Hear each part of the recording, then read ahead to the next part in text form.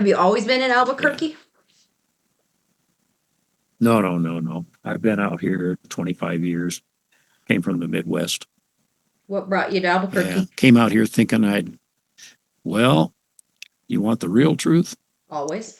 I'm a whore, and we didn't know what the price was until then.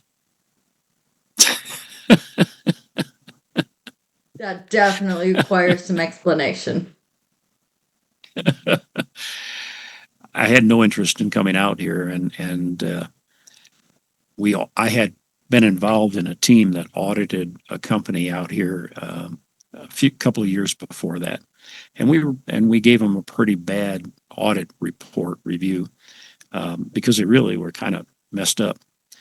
A drug company making injectable drugs, and we were considering them doing one product for us, so we came out as part of an audit team, and I ripped up the maintenance engineering group pretty bad because it was a mess.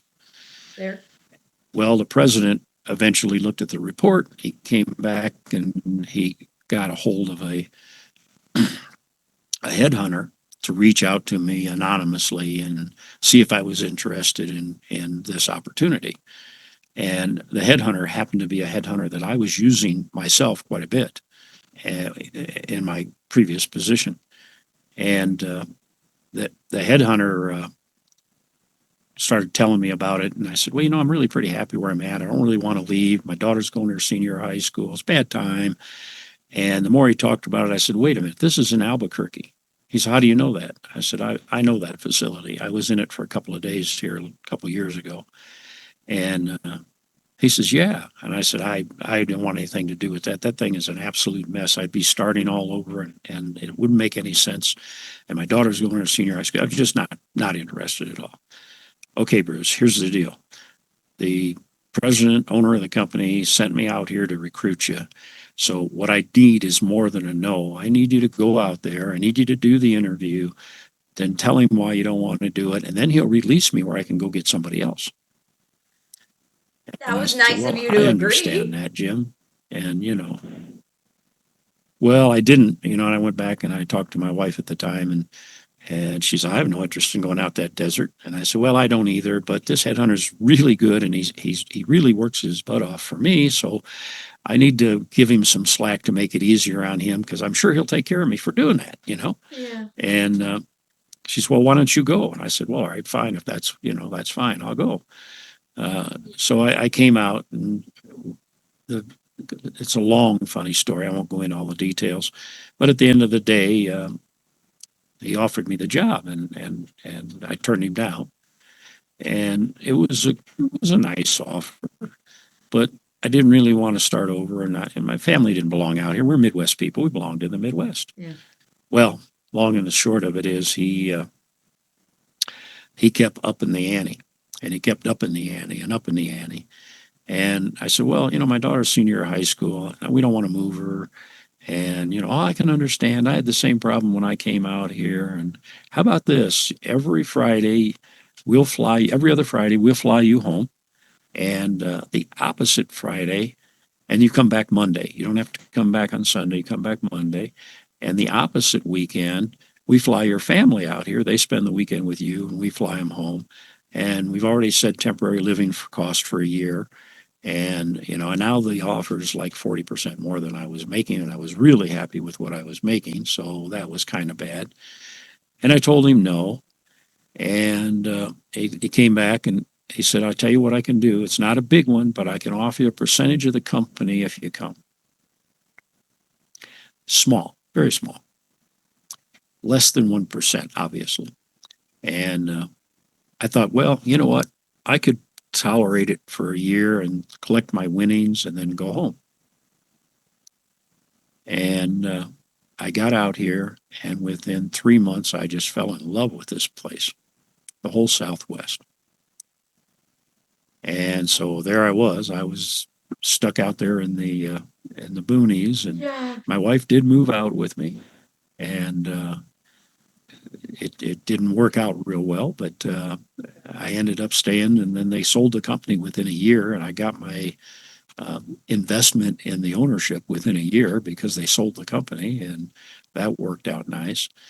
And then I stayed with the new company, Cardinal Health, who bought it for a few more years. And then I decided I'd had enough corporate America like everybody else that goes out on their own. So what's your big And that's when I takeaway? started AWS. If you were talking to Oh, I don't. your own self 25 years ago, Yeah. would you say go for it? Or would you say walk away? Well, it's really a difficult thing to say, even with 25 years behind you, Yeah. because the truth is I've fallen in love with this place. I love it out here. And it's home. I've never lived any place where I really felt like I was home. And of course, I'd never been here before that. That's a big thing to give up.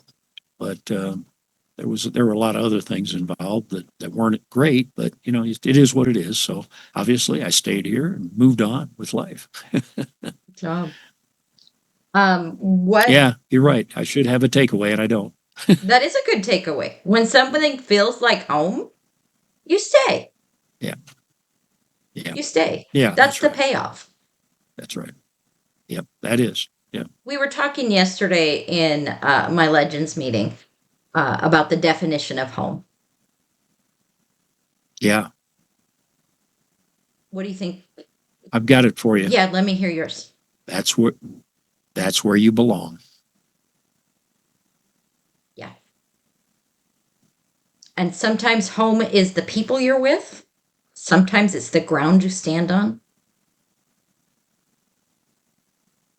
Home can mean a Yeah, I lot of think it's a things. mix of all those things. Yeah. Yeah, we got a poster in the bedroom that says, home is where we're together. That's Which is a lovely. good one too. Yeah. Yeah, but and again, that's where you belong. Okay. Give me your biggest business lesson from working in corporate America to transitioning to small business owner. Yeah, that's a tough one. When I thought about starting this business, I went to peers of mine in the industry in a related type capacity. And I said, I'll be honest with you, I'm going to start this business. In a sense, it might be a competitor, but I don't really think it's a direct competitor with what you're doing, such and such reasons. And I said, but I would appreciate your personal insights as to what I should do, what I should pay attention to, what's the I should at that. And I got every one of them gave me the exact same response being prompted. I would have started earlier.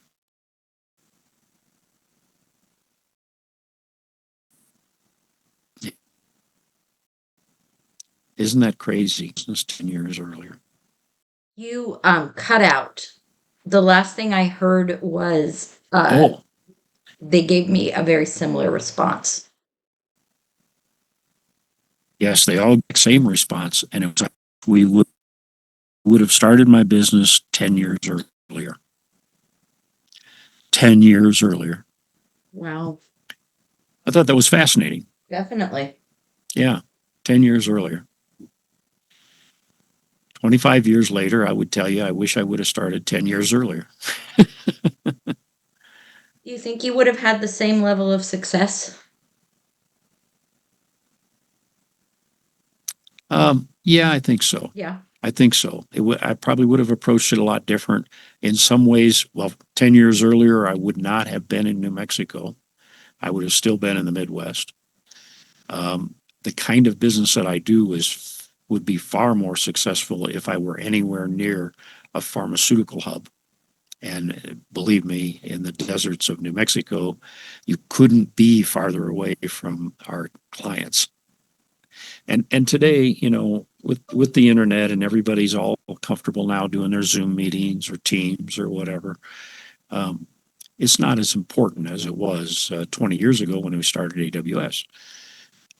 And so it's not as big a deal, but at that time, certainly we could have come out of the gate better if we were anywhere near a pharma hub.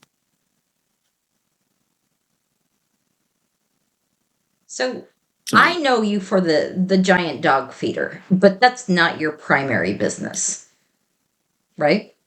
No, in fact, that's a brand new business. Right. That's just coming out of the gate. We officially filed the business paperwork in January 2nd. So it's brand new. Um, but my background has always been in the drug manufacturing, injectable drug manufacturing. Well, actually, it started out in OTC for uh, orals and topicals and stuff like that. Uh, and then I moved from that into the injectable side and been there ever since. And then when I started AWS 20 years ago, that's the only thing that was really new or anything I was current on was injectable drug manufacturing, equipment, facilities, engineering for both of the above. And so that's where I just automatically gravitated to. Not required a lot of travel at first because we're not in a hub or nowhere near it. Right. But the reality of it was my last position in industry was senior director for engineering for Cardinal Health's aseptic division here in North America. And I was on the road a lot and had very little control over when I had to go. They call a meeting in a plant someplace, or my boss and vice president says you need to go over there. You get on an airplane that next morning and you go. And that's kind of a miserable life when you can't plan your travel. Travel can be good or bad, but when you're just at the end of a chain being jerked around, it takes the fun out of it. Takes the fun out And of so it and adds some that's drama at been that. home. Oh, everything's bad about it. Just Yeah, makes it absolutely difficult. everything. Yep. So that was that was a big part of the consideration to get out of the comfort of the corporate world and the weekly paycheck or monthly paycheck and go on out and do something more interesting. Excuse me. I've been fighting a cold the last few days, Sorry about that. about 80% over it. But yeah, that was a large part of the decision to get out on my own. And besides, who likes sitting in corporate meetings every week or 2 weeks? You talk about all the things you're going to do the next 2 weeks or week. You come back 2 weeks later and nobody's done anything. The frustration level is immense. Yeah. And it's just the comfort of that everyone has in the massive corporations. Sure, when they lay off, they might lay off 5,000 people, but in reality, they pay good and they get great benefits. And as long as you don't make too many waves, you're never going to get fired, no matter how incompetent you are. Yeah, we call that I just was quiet tired of quitting that. now. Yeah, they do. They got a fancy name for it now, Yep. quiet quitting. You're absolutely right. But it's been that way for generations. Always It's been not there. new, Yeah. Yeah, it's always been there. So I just had enough of it. And I thought, maybe I can make a difference. And I love the idea of being able to help companies. And you can see that in small companies. They don't have endless resources. They've got to manage their time. They've got to manage their human resources. They got to manage their financial resources. And so they really are looking for cost effective ways to get things done. And we're good at that. We're really good at that. So we bring that to the table, and it's pretty much always well received and appreciated. The biggest times it's not received is when we're working with a medium or a larger company that they don't know how to be cost effective. They think they do, but Yeah, they not really really, have that because they call 20 people. Yeah, idea that they they call are. 20 people into a meeting, and then everybody has to have a say. And at the end, they made no decisions, and they made no movement any more than we did when I was in corporate America. And so it's kind of hard then. So But I'm seeing like 7 people on your team. Is that about right for AWS? we fluctuate. because if we have a project that involves field installation, we've got some temps that we can bring in and some part-time people that come in. And so I think there's 6 on the team normally. Um, Yeah. So you are an original member of the Small Biz Fight Club. Is that true? Um, of the current group, yeah, I think Paul had started the previous group, and I joined in after a while, but then he reset it up, and so yeah, you know, who doesn't like Paul, right? And Polly. for all his shortcomings, right? He's a great guy, and his heart's in the right place, and his, Absolutely. you know, you can't find, you know, good people are the answer. Period. Make a mistake, yeah, sure, we all do. But no, he's a good guy, and so I enjoy his Wednesday fight club. In fact, that'll be starting in a few hours. Assume you'll be there tonight. Yep.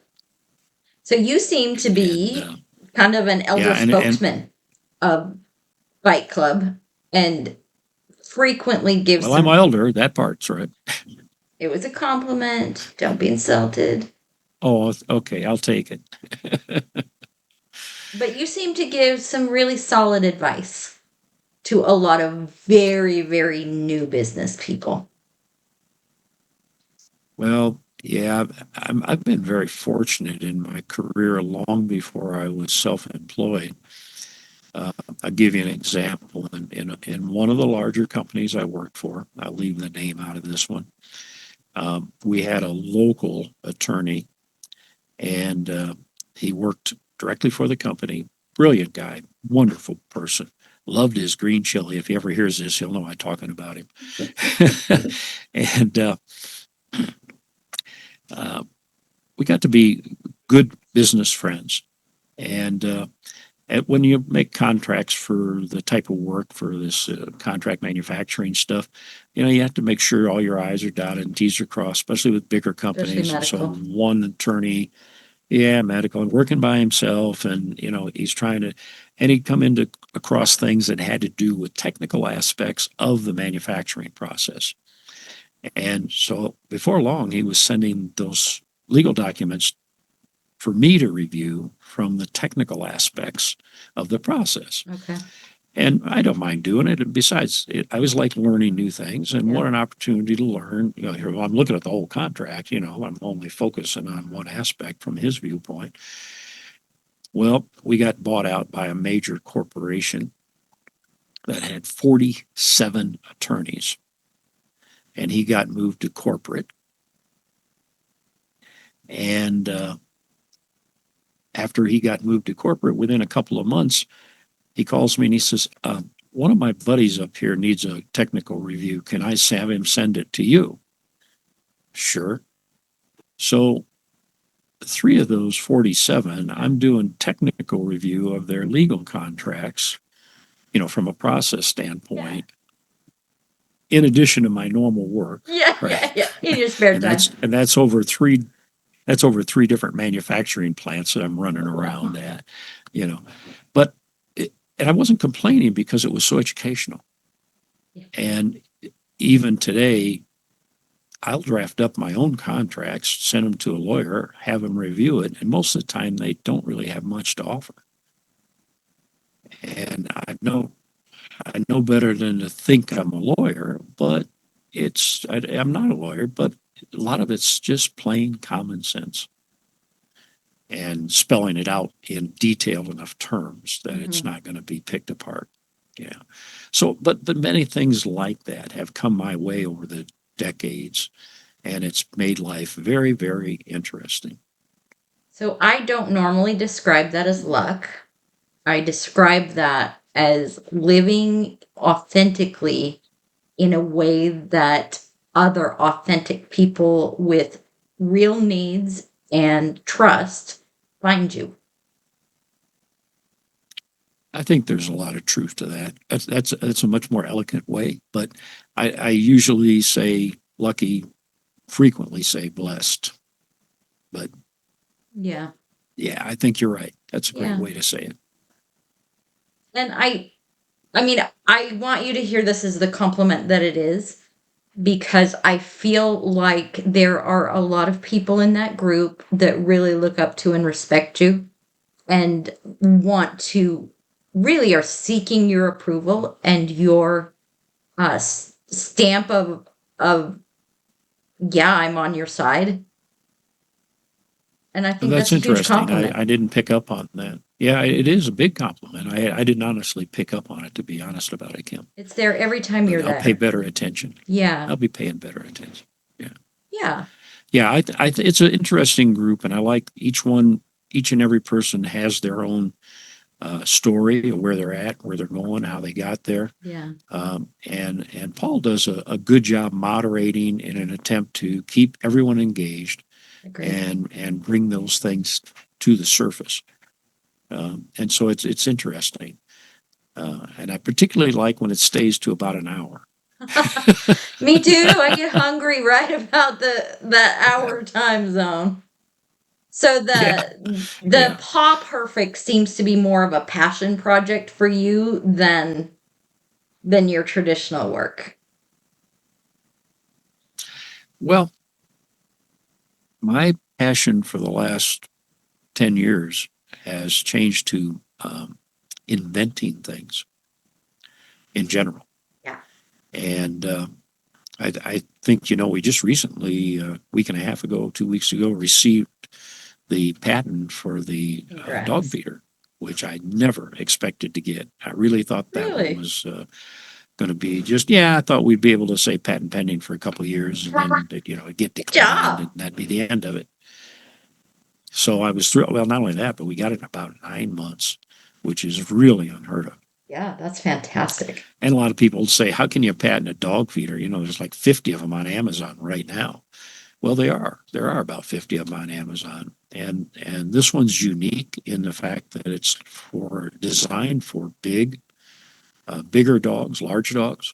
Its capacity is of the storage bin you see behind me, empty right now, but behind me, um, is over double the closest competitor out there. And big dogs eat a lot of food.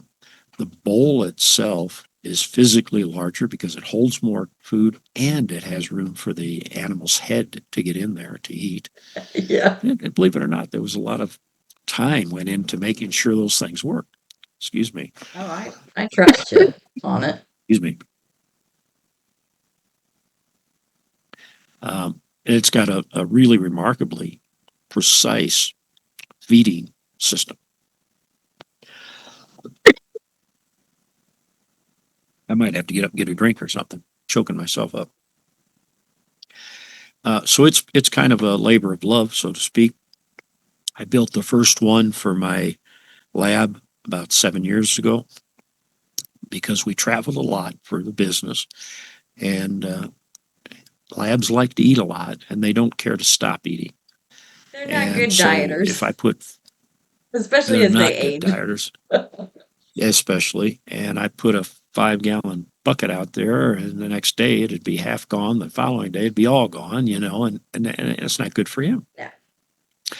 So I went online thinking I'll buy a dog feeder. It didn't exist. Just these cat feeders that were able to feed dogs and, small dogs, and they're perfectly fine for that. A dog up to 20 pounds wouldn't have any problem eating off a cat feeder, maybe even 25. Yeah. But when you get to 30, 35, 40, you start going up, it gets harder and harder for the dog to actually get his nose in there to eat. And they're designed completely different. And I won't go into all that details, but it's just not robust. And in fact, almost every one of them, when you look at Amazon, for example, there might be 50 of them on there. They'll sit there and say, now you have to watch it because dog feeders can jam. Well, yeah, with that design, they do jam. You can't jam this. It's jam proof. And we say that just like that. It's Nice. jam proof. So long and short of it, I spent a Saturday in my little model shop and I put together a dog feeder out of wood for my lab.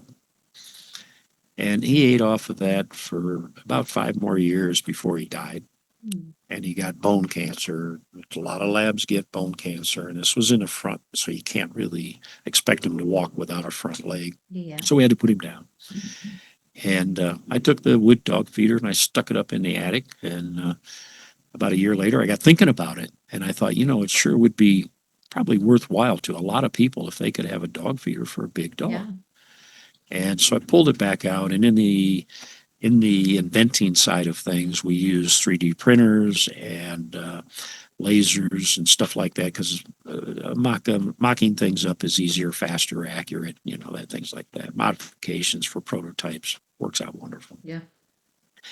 So we started 3D printing some dog feeders, and I thought these are way too ugly and they take too long, which means it costs too much. If we're going to do this, we're going to have to actually injection mold, and we'll have to be able to make it really a classy thing in addition to being functionally strong and robust and accurate and all that stuff. It's going to have to look good. So the end of last year, I got contact with an injection molder, and we did some pretty intensive bidding because there's a lot of funds involved in injection molding molds. And so we finally got that, and those injection molds are the reasons I had to grab that call when we first started, because they're supposed to be here and they're trying to make arrangements to deliver them. Because we're launching this final version now in 2 weeks at Super Zoo, which is the largest trade show for animals, pets, what have you, business trade show in Las Vegas in a couple of weeks. So we're trying to get everything ready. And like every trade show, you're always finishing it up at the last minute. So yeah, you're right. It's not only the current passion, but it's also taking some real time to get across the finish line, which is really the starting line. It's not really the finish line, but that's all right. There's a lot of finish lines before you get to the finish line. Yeah, there is, and the real question is, does it turn into significant sales that make it a viable product and it reaches the marketplace and gets to the people so they can see it to know that, hey, yeah, that's what I want. That's what I'm looking for. I had an interesting conversation just night before last. We were over at a hotel in Oklahoma City because we were visiting an existing client. We just finished a clean room for them. And they wanted to be trained on the clean room. I never had a client ask to be trained, but okay, fine. So we went over there. And in the evening, it was in the hotel, and there was a beautiful German Shepherd being walked by a guy. And he was clearly a policeman. Oh. And I said, well, that's a beautiful puppy. And he said, this is no puppy. She's 7 years old. I said, 7 for a shepherd? That's, most of them are getting kind of chunky and little. And he was so agile and he looked so thin. And he said, he's 70 pounds, but he said, he's all muscles. He said, we walk 10 miles a day. And we got to talking about his dog. And he said, well, my personal dog is a lab. He said, but, he said, traveling, he eats too much. And he started telling me the story, right? Yeah. And I said, yeah, I understand that story. Yeah. And I said, let me give you this. Here's a business card on what I just created. And I went through the little story, and he was just fascinated with it. He said, there's so many people could use this technology. And I said, well, here's the really good news. If you go on and get on the site, right now we're doing the first few units, 10 units, 12 units, something like that, for 50% off to start getting the word out. So you're going to get a good deal if you want. I'll be on there. And he said, and all these guys that you see, all these police cars around, all these guys are with their dogs for the same reasons. I'm going to pass it around and let everybody know about it. I love that. And so I think that's what's going to happen I do too. as it gets more well known. But for people that have little dogs, by the way, it only is designed to feed kibbles. So some people feed raw meats and stuff like that. We can't help them. That's not something that just doesn't do that. Yeah. It'd be nasty, yeah. Now, this is just kibbles, but it doesn't. It would be, everything about it would be gross. Sits there for 4 days the and, smells in your house. Can you imagine? I did see, I was laughing on one of your Facebook posts. Somebody was asking that. I'm like, ew, you really want to jam canned food into that and smell it? That's crazy. Now, there's no way to do that well. One of the smaller feeders talks about keeping it refrigerated and vacuum sealed and stuff like that, and that's great. Uh, How about it? and for a small dog, where you're feeding small amounts, and that's fine. I can put it in for the next meal it's going to serve in 3 hours because I'm not going to be home. Yeah, you could do that. They're not going to That's not the intent starve of this feeder. without their special raw meat, or they'll be fine. Well, and I don't begrudge them of wanting to feed raw for lots of reasons. There's a lot of good reasons to There feed raw. are. But 90% of the market out there is kibbles, and it's going to be kibbles for a long Yeah. time. And And realistically, so we think if this you're is, going to go traveling, what are you going to do? Leave a deer haunch in the backyard? And I mean, just silliness. well, like I said, there's a place. It's not what we care about. It's not where we're headed with this product. And so we're excited that we're getting so close to the official launch, even though there's some ads have been put on LinkedIn. There's been ads in Facebook, Hmm. Twitter, or X, whatever you want to call it today. And so we're getting some marketing going. Our website's finally done and looking very nice. And so that's exciting. And One of the things it's one that step I at a have time. loved since I met you is the virtual dog. Yeah, Max. Yeah, That was brilliant, yeah. Well, that was the marketing group that we hired that Paul was a part of, right? or pointed us in that direction. And yeah, Max does a little bit of a job of introducing the product. Would like to see more of Max, but I have to tell you, the individual that did that for us hasn't been available lately, and um, I haven't exactly figured out how to do it or who else to take over automating, putting Max in motion and giving him the. We've got the words, but we need him to be able to say it and do it in a manner that really looks nice. It's cute. Yeah, there's been some recent advances in the AI side of things to be able to Big time. animate, and but Yeah, you're right, it does require some specialization. it does. It does to do it well. You can do it pretty cheesy, pretty easy, but if he's not going to look good, not going to look real, I mean, we know he's not talking really, but it's But good make when it he looks like fun. he is. Indulge the fantasy. Yeah, yeah, yeah. So the dog feeder is a completely different avenue. That also makes it interesting because it's different. It's business to consumer for the most part, other than if you do wholesale as well, which we will do some of that. We'll eventually go on Amazon. Um, I was encouraged to go on Amazon right away, and I put that off because I need to be able to keep up with the demand. And the problem with Amazon is it's so big, it could take off, and I couldn't keep up, and then we'd be letting people down, and I don't want to do that.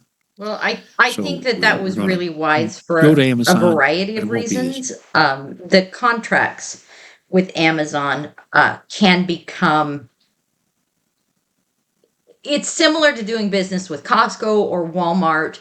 Once you get into that yeah, really large space, your ability yep. to shift and make modifications in early stages gets really jammed up. So I think that was a really intelligent strategy. Well, I appreciate that, but yeah, I'm scared of not being able to meet the demand in big boxes like that. And so we're going to go out and kind of bang around in the bushes and see what happens, and we may do onesie twos. I've got a local Tractor Supply. People over there are wonderful. I'm honestly thinking about taking one pallet of stuff over there and I and would see if we can make a love to deal see and see that how as a that Tractor goes. Supply. I think It's that's a good place brilliant. for it. That's and I'm not talking about the whole organization, but maybe one local store, maybe a district manager sees it and goes, "Hey, yeah, maybe we could do this in my district," and That's then how it see where it starts. goes from there. Yeah, yeah, yeah. It's an organic thing. I don't see going out and paying tens of thousands of dollars in advertising trying to force it out there. Not if you can't There's manufacture it. nothing. And yeah, well, we can. We've got a beautiful arrangement that is just the most amazing thing that came across my desk a year ago with Goodwill. everybody knows Goodwill. The stores in each town, they recycle used products and help the needy and those people that need their services. So, and so it's a beautiful charity that actually does, most of the money goes back to the purposes, not off to crazy things. Great. You never really hear a lot of advertising money being spent by Goodwill.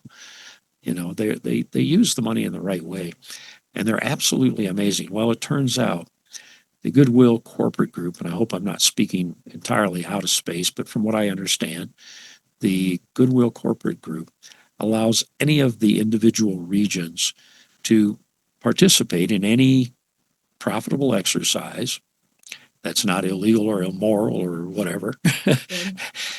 And they can, as long as, they use the profits to either support the corporate mission or locally administer in the same manner, type of thing. And that's pretty cool, but most of them don't. Most of them they just do what they do well. And that's those little stores. Right. Well, it turns out there's a group in Indiana, and it's a Goodwill. The region is called Goodwill Central and Southern Indiana, and they're primarily based out of Indianapolis. And they have started a commercial services division, and it's kind of amazing. And if anybody's listening to this and really would love to learn about it, go to Goodwill Commercial Services. Just look it up, and also look at their YouTube videos. The way they help people is absolutely amazing. Absolutely amazing. They provide jobs for people. They provide housing for people. They provide counseling for people. They provide everything you can possibly imagine to help people that need help to turn their life around. Some people maybe have physical or mental handicaps and they're limited to what they can do. They find work that they can do successfully. And it's absolutely amazing. And they've grown to where they got, if I'm not mistaken now, 7 manufacturing facilities. And they build products like our dog feeder. I love that. They sent 2 engineers out and a manager, a director out to look at our feeder and assemble a couple of them initially. And they walked away and said, "We'd love to do that for you. It fits right in where we're at."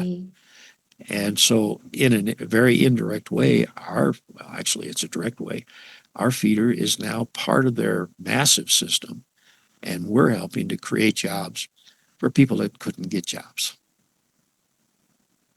There's a social cost to running everything in a corporate style that has multiplied.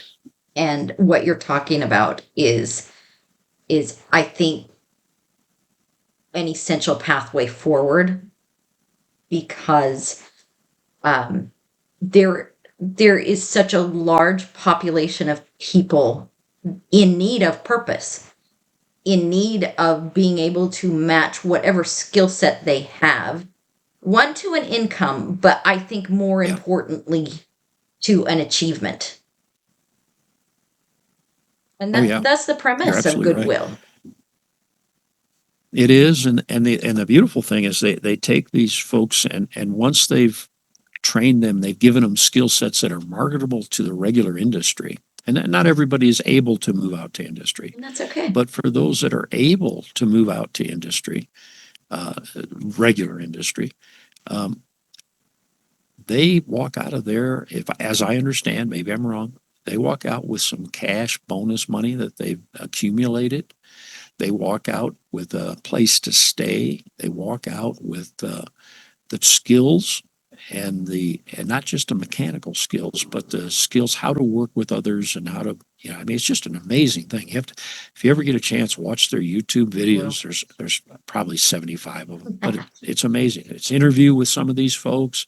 It's interview with the management, and the management, everybody I've met so far, their personality, their attitude is just like if you were working in a hospital or something. They're so concerned about the well-being of their employees. It's the most important thing to them. It's not the production. It's not profit. It's not any of those things.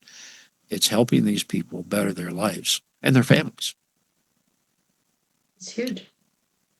So it's an amazing thing. And in a small sense, very small sense, we're becoming a part of that. You always understate. And there's some No, elegance it's in understatement. But choosing, because as the patent owner, as the inventor, you have choices of how you will expand. There's many sure. choices, including going out of country. So Oh yeah. your choice to deliberately impact social good, I want to be I appreciate you in the sense that you never toot your own horn. You never Oh do a no, lot of I always bragging. do my own homework. What I know about you is usually like third or fourth hand knowledge. Uh, but when you dig into it, your intentions always match with your philosophy. And that's not a small thing. Being able to not just invent something, but then create a mechanism by which others can grow. It's powerful. That leaves impact. That leaves legacy. It's important. It's important to me. It's important to a lot of people. I agree. But yeah, that's the fun thing lately. But the reality of it is, the roots are back with the pharmaceutical drug manufacturing people and laboratories. A lot of laboratories. In fact, we probably have more clean rooms in laboratories than we do drug manufacturers. Some type of laboratory, testing laboratories, or something like that. Uh, and we've been in some of the craziest places with our um, clean rooms. Tell me the Here's craziest. here's an interesting one. We Well, I don't know if it's the craziest, but it's weird. Yeah. Everybody knows the Lions clubs, Yeah. right? And everybody knows that the Lions clubs are all about eyesight preservation, Right. restoration. Right. They do so many amazing things. Um, they they have developed, the Lions Club, if I understood correctly, has developed a device that they can put on the Lions Club member, not doctor, Lions Club member, and they go to schools and the child sits 3 feet away and they look through this device and they can tell what the prescription is that the child needs. Yeah. So then they go to their assortment of return used glasses that have been reconditioned and find the right thing for the child. Wow. I didn't know that till a few years ago. Isn't that amazing? Didn't know that. And I mean, I am going to I pass that information along. Like our schools don't have that here that I know of. Well, it's not the schools that have it, it's the Lions Club that have it. And they go to schools That's periodically. what I'm saying. And I don't know I if they don't know all that do it I've or heard how of it that works. happening here. Yeah,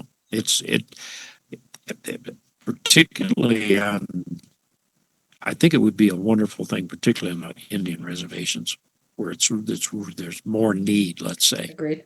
you know.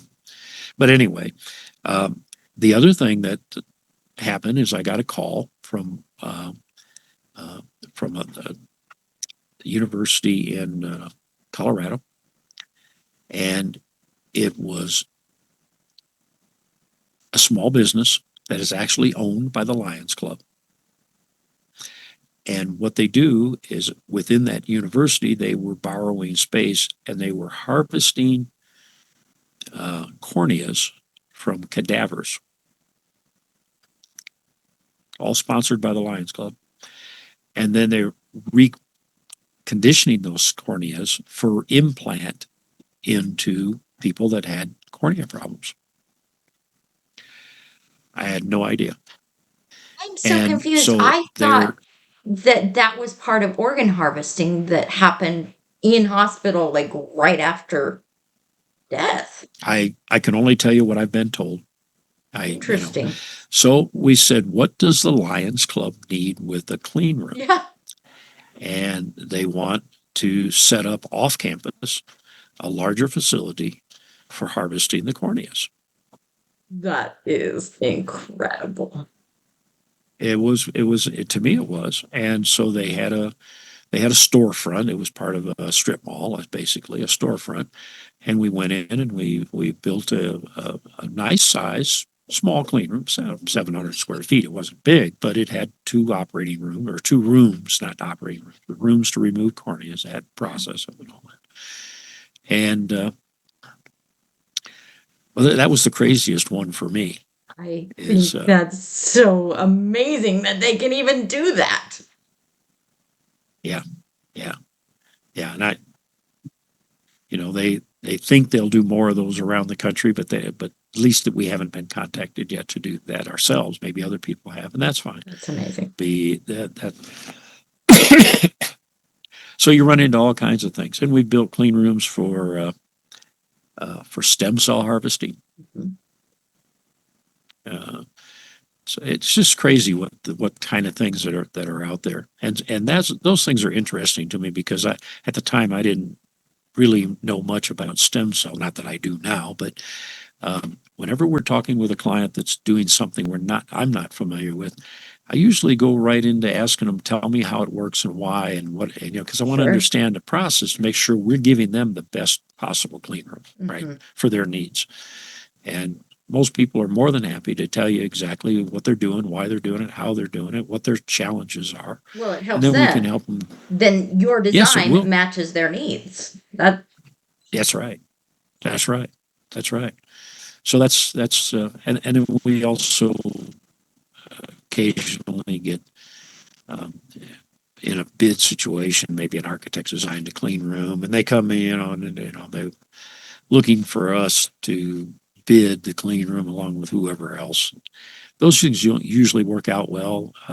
Candidly, most architects don't really know what the options are and how a clean room should be designed to start with. And there are clean room companies that we're all experts in doing it. Now, some of us better than others, some of us not so good, but most of the architects are great with commercial buildings and warehouses and offices and they're, homes even. They're wonderful at that. But clean rooms are a very unique thing, and we don't usually like to take on jobs that were designed by architects if they're really designed. We run into too many problems. It doesn't make sense. And then the client's unhappy at the end. The one we just did in Oklahoma, I know the client's not as happy as they would be if we done it.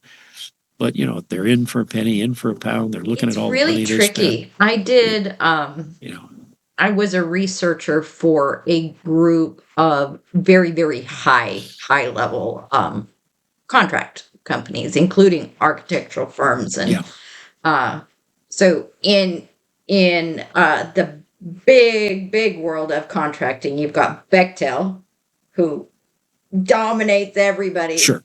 And then everybody else fights for second, right? So we had five of the companies that were fighting for second place, right? And we brought them together because my theory has always been, and it's backed by the research, that if you share your knowledge and you compare notes, your learning curve is much better. Like, you're able to accelerate that process. And this was in the beginning of 3D printing. It was in the beginning of a lot of the technology that now makes this a lot easier. But one of their main clients were hospitals to develop ORs, to develop all of those pieces. And that was a complaint common among the 5 CTOs was, we design these, but we're lacking the understanding of the essential components. And part of the research that they asked for were the challenges of being able to design and build and then have it be functional. So that bridge that you offer to be able to custom design that, I think is very, very critical. And has been as a concern for the leaders in that area. For that was 2013, so that's been 12 years. Well, it's funny that you bring that up because that's one of my uh, personal concerns when it comes to healthcare. Now, we don't do hospitals, and I'll tell you why. Because hospitals don't have clean rooms. That is a problem. You always hear about the infections and the deaths that happen in hospitals. We've all regretfully been in operating rooms, or most of us anyway. And it's biologically the most filthy thing in the entire hospital. That's what the You might research as well be says. down in the boiler room or the generator room and let the surgeon work on you there. There's really no significant difference in any operating room I've ever seen. They're horrible. Yeah. And number one, they're not designed to be cleaned.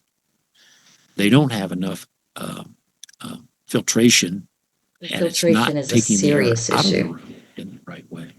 It's a serious issue. Mm-hmm.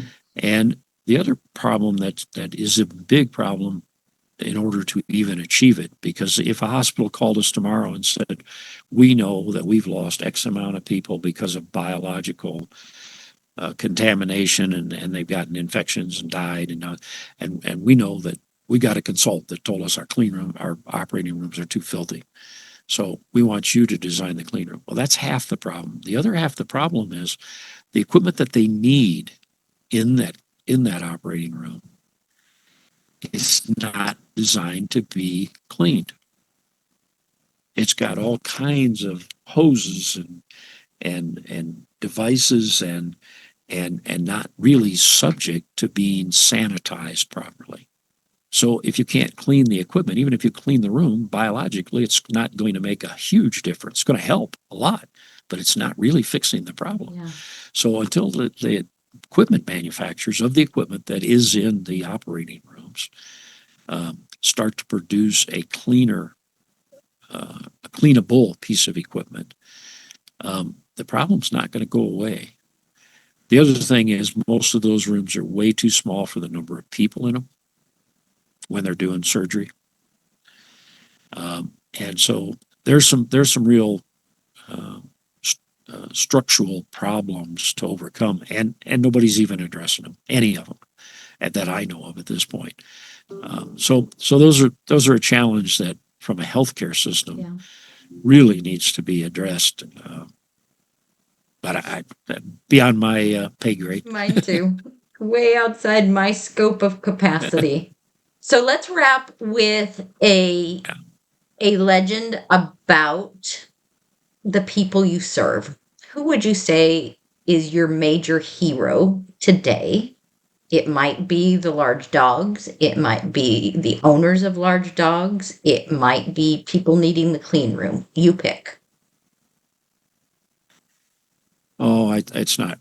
For me, we address all of those things, I and know, we just look pick one. we We're look going to for. just narrow to one. I can't do that. Okay, I'm going I to mean, pick the that's where the dogs. beautiful part. Okay, all Is that right, fair? then Let's make you the can do dog the that. hero. Sure, you can do that. I can't do that, but you can do that.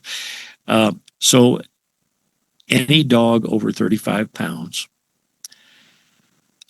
depending on the breed, would benefit from the use of this feeder. More importantly, one of the early adapters to it said, "Yeah, my dog tries to put on a little weight, but I try to feed him, but I keep feeding him snacks, and I know, and then maybe sometimes I think he's a little hungrier, so I give him an extra scoop Yeah. and doing this, and this is what he's telling me."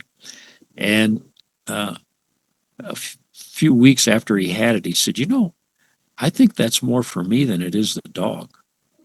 He said, I He's don't the have to weak worry link. about that dog now. And I know he got fed, and I know he got fed the right amount, so I don't have to feel guilty that maybe I didn't give him I enough. like that. And and most labs are really good at looking at you and saying, I didn't get any food today. Yeah. I'm Well, one of the starving. things yeah, one of we designed into this, it's a little button on the app. It's an app that you don't pay a monthly fee for, by the way. Nice. Now, it doesn't work anywhere in the world. It has to be within 30 feet of the feeder, but it's all controlled, programmed, all that stuff. And at the bottom of the one page on the app, there's a button that says uh, last feed. And you push that button, and there's a picture that came from the camera that shows there's food in the bowl and the last second of the feeding dispensing. So you know the time at the last feed. And if that time was the time, say you feed at 5:15 in the afternoon, and you checked at 7 o'clock at night, and he got fed at 5:15, and there was the food. So he can tell you, oh no, I'm short food today. I didn't have my food. Can you give me a few extra crumbles, or tries to wheel and deal you. No, that's not true. You were fed, and it feeds all the time, every time. But people tend not to trust devices. The black box theory. Yeah. And so by checking, oh no, there's the picture. That's the time. It was the most sophisticated dog feeder I could imagine. So we've I tried think to you've make tapped it. into a market that is, I mean, animal-based markets are always really interesting because you're not dealing with nuts and Yeah, bolts. You're dealing with members of people's families. And yep, knowing that they're being fed correctly, that the amounts are enough, yep, but not too much, that then leads to better right, health for the animal, reduced, yep, I mean, I call it mom guilt, reduced guilt or questioning or doubt that you're not yep. fulfilling your obligations as the caretaker and as the provider for. See, we designed it for our own self for the same reasons, so other people get advantage of Yeah, it, it's a and beautiful product. that, yeah, yeah, yeah, I'm going to close with I want you to close your eyes for just a minute, and I want you to center yourself inside the mindset of a brand new small business owner. yeah. Okay. As someone who has been through it, who has had both successes and failures, what's your best piece of advice to someone not just brand new starting out but that has started and has hit a wall and is frustrated, is discouraged, is questioning whether or not corporate America now looks like it's a better option? What wisdom can you offer? Well, I think one of the things that a lot of small businesses hit, I see it around me a lot. We've struggled with it as well, more than one occasion, is you go in there with expectations of the positive things that are going to happen. And many positive things will happen. But you don't really put much effort into what could go wrong. And one of the big things that goes wrong is you never, ever, ever have enough financial backing. If I had to give you something to think about, I would say whatever you were planning, you need to double it before you start the business. Because it's not, number one, revenues aren't going to come in as fast as you think they are. And not to say they won't be there. And there's a magic number. Everybody says, well, if you make it 6 months, you got it made. 6 months is not even a starting point. If you make it 3 years, you got a chance. And those are the those are the big things there. You can look at and you can talk about. Sorry about that. You can look at and you can talk about the how do you feel about it and all that. But at the end of the day, if you can pay the bills and you can achieve the goals you were trying to achieve, you're going to be a happy person. You're not going to be upset, right? It's only the financial stresses that really weigh down on people, and that causes all kinds of fallout from that, both with the families and it's very degrading because you feel like you failed. When in fact, it's just the process. It is. It's a So that's difficult that's kind process. of my yeah. It is the process is so if you when you go into it, it's not a 3 month thing. It's not a 6 month thing. You got to be in it for the long term, and you just have to have a mindset that nobody's going to bail you out. And eventually a lot of people are able to raise funds, or they're able to surround themselves with people that help them find their way. It's one of the great things about Paul. He's great at helping you find the way. Yeah. And so there are a lot of resources out there. I've recently, here I'm in my 70s, and I recently started using SCORE, not as a mentor, but as a mentee. Senior Corps retired executives. Yeah. Wonderful organization, tons of resources available. They don't necessarily fix anything for you, but it's a great sounding board. That speaks to our mission at Legends is to address leadership loneliness. Because we see from the data and the research that the guy at the top, regardless of the size of the organization, regardless of the sector of the organization, that guy or girl at the top is so isolated that the sounding board is inside your own head, and too often it never gets out. So resources like SCORE, resources like Paul's Small Biz Fight Club, resources like Small Business Association offers sponsored. Yes.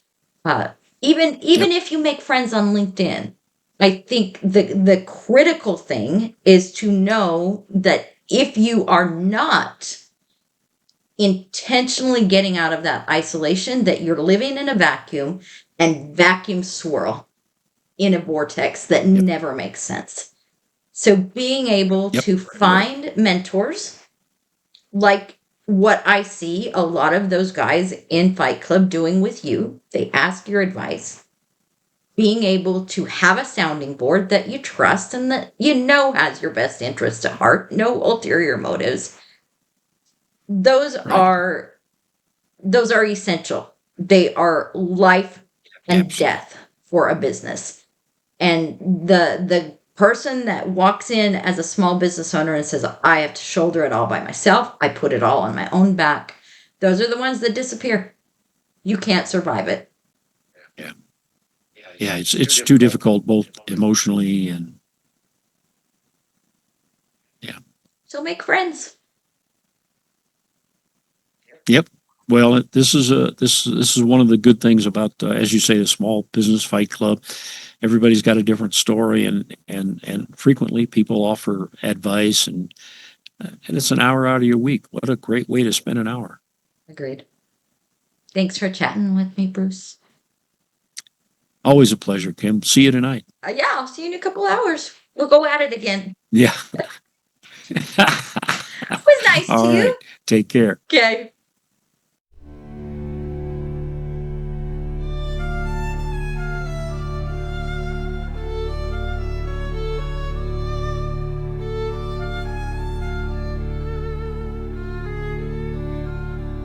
These are the voices rising through time, truth in the rhythm, fire in the line, from silence to signal, from echo to flame. Legends don't whisper, they rise with a name. Voices of legends. This is the outcast. Voices of legends. This is the outcast.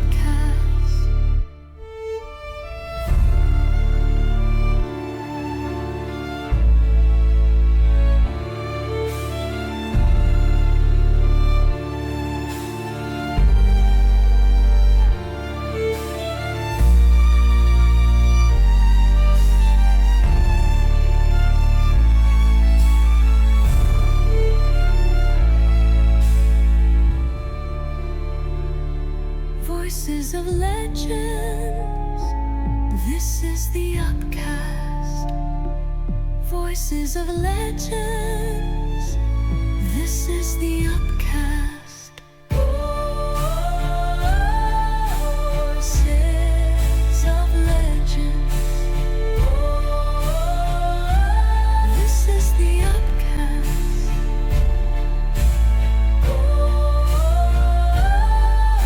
Voices of legends. This is the upcast.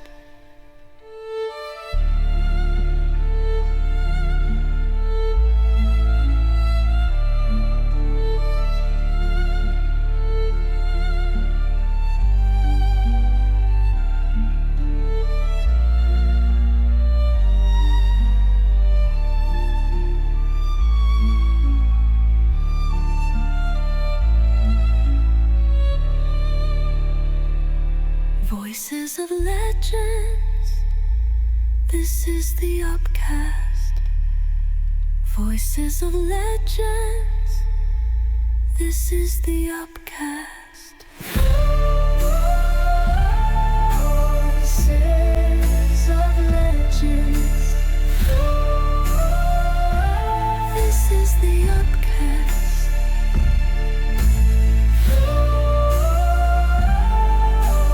Voices of legends.